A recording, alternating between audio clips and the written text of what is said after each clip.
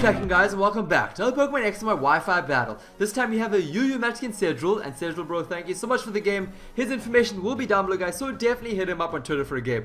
Anyways, let's have a look at the teams. I've got my Whimsicott, Hitmonlee, Nidoqueen, as well as the Darmanitan, and honestly, I fail to understand why Darmanitan is in UU. It is such a powerhouse. I think it's there probably because of its major weakness to Stealth Rocks, but if your opponent does not have a Stealth Rocker, and you slapped on your Scarf onto this bad boy, I promise you it is going to wreck shit up. It is going to be the most troublesome Pokemon for your opponent.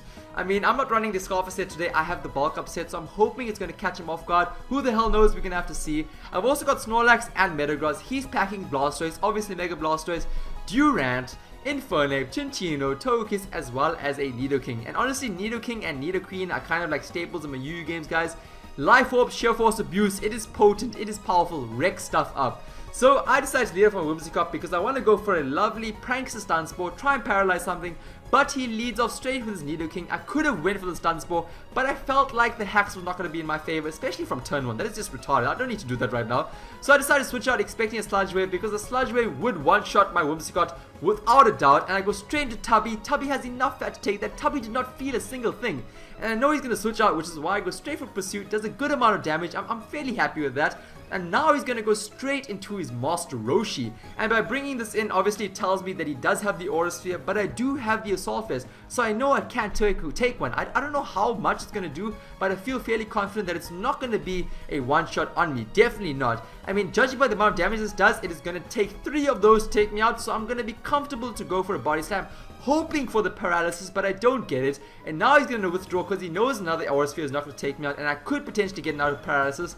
And he goes straight into his Durant, and I'm going to switch out now because I want to keep my Snorlax for a bit later. Snorlax walls the hell out of Nidoking, and it's going to definitely be useful to keep him in. So I go into Whimsicott, and this is not the ideal matchup. I got to switch the hell out of there, and I go straight into Darmanitan expecting an Iron Head, and he does go for that. But look at this damage, guys. Oh my lord, for resisting it, I mean, that is power. I mean, I know it's a Life Orb set on the Durant, but still, I mean, like, come on. This is Darmanitan. Darmanitan is in the house. So he's going to go straight into his Master Roshi, and now we are going to see the true power of Darmanitan. Look at this Flare Blitz, guys. Look at this. We know how defensive Blastoise is. It is going to be a clean 2-hit KO. A Flare Blitz taking out a Water-type Pokemon. How fantastic is this, guys? This is amazing. So this is kind of a bit of a letdown, honestly, because with that recoil damage, now my Citrus Berry is going to kick in. Look at this, look at this. This sucks now because now he knows I'm not running a Scarfer set, and that is my kind of set revealed, and it's no more, I can't surprise him anymore like that. And he's going to go straight into his Boa Hancock. He's going to be able to outspeed me. I know a potential Rock Blast is coming, which is why I go straight into Metagross. Metagross is going to eat that shit up for breakfast. And that does, like, look at that, look at that, it does, honestly, what is that, 5 HP every single one? I mean, that skill link ability will make that, what, 5 times 5, which is 25, still not even a lot, but you know what, it is quite annoying, especially if this thing carries a damn King's Rock, which I think it does, you'll see a bit later on.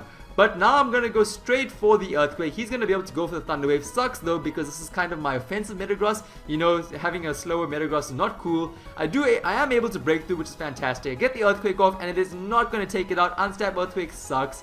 He's going to go for the knockoff, and he gets a flinch. I mean, like, really? Oh my lord. I mean, I think he is holding the King's Rock. You will have to confirm with me down below, bro. So now he goes straight into his Bulk or Speed. I went straight for the Meteor Mash. I did not expect him to switch into his Togekiss. He probably expected me to go for an Earthquake, but I just went for the Meteor Mash just to kill. And I mean, by him bringing his Togekiss, that is fantastic. It is going to one-shot the Togekiss. He probably wanted to go for the Para-flinching strategy, but Meteor Mash one-shotting Togekiss, I am so thrilled. So he's going to bring in his Infernape, which is a fantastic Pokemon. He's going to go for the Earthquake and take out my poor Metagross. But now I'm going to go into Whimsicott. I know he went for the Earthquake, so I'm going to go for the fantastic Encore. Carry on, keep on going. I want to applaud you. You can go for another Earthquake because Whimsicott eats Earthquakes, guys. This thing does not. Look at that, look at that. Just hardly anything. The leftovers is going to pretty much bring me back to full HP. I think it does, actually. Look at it. Let's see. Almost. Okay, it doesn't. But nearly. So now he's going to withdraw, knowing that he is locked in. And I decide to go straight for the Stun Spore because whatever comes in is going to get paralyzed. He brings it. I'm like, yes, I'm going to get the paralysis off. But I miss. Like, Whimsicott really, all he needed to do was sprinkle some powder. How difficult is that? Like, really? Come on. So I'm going to switch out now because another Sludge Wave is coming, and I go straight back into Snorlax. he's going to go for a very, very powerful Sludge Wave. It looks like it's going to be at this point in time, I can take one more. I don't know, I'm not too sure. But he's going to switch out. I could have went for the Pursuit. I wasn't too sure if he's going to stay in or switch out. But he goes into his Durant again. I'm just going to go for a Body Slam just to be safe. And this does nothing to the Durant. Look at that. I mean, it's okay. It's good amount of damage, but still, it's not great. He's going to go for the Iron Head and take out my Snorlax. It's sad. I could have kept Snorlax for the Nidoking. Would have been useful. But I think Snorlax's experience in this game had come to an end. His lifespan had come to an end. It's no longer needed. So I go straight into Nidoqueen and I'm going to go for the lovely Earth Power because of the Durant. And he's going to bring in his Chinchilla, I guess, just to scout out. Use his Death Fodder because it's not going to be very useful this game. And it is fantastic. Nidoqueen putting in some good work. So now he brings in his Nidoking again. I'm like, this is the match I've been dreaming for. Nidoking versus the Queen. But he's going to be able to outspeed. He's going to go straight for the Earth Power and take me out. No questions asked. And I mean, like, I actually let Nidoqueen go because I didn't have anything else to switch in to take a potential Earth Power. And now I'm going to bring in the one and only Hitmonlee and go for the absolutely obvious Fake Out. And he decides to bring in his Durant. This normal gem booster Fake Out does hardly anything to the Durant. I mean, it's okay. But now I'm going to be able to go for the almighty powerful Close Combat. And I was very unsure if it would take it out, but it does. It takes out the Durant. Fantastic work there, chicken leg. And that takes out the Durant. Fantastic work. I'm very happy with that. So now he brings in his Nidoking, and I am going to be able to outspeed. I'm going to go for the Earthquake, which I am carrying, which is fantastic.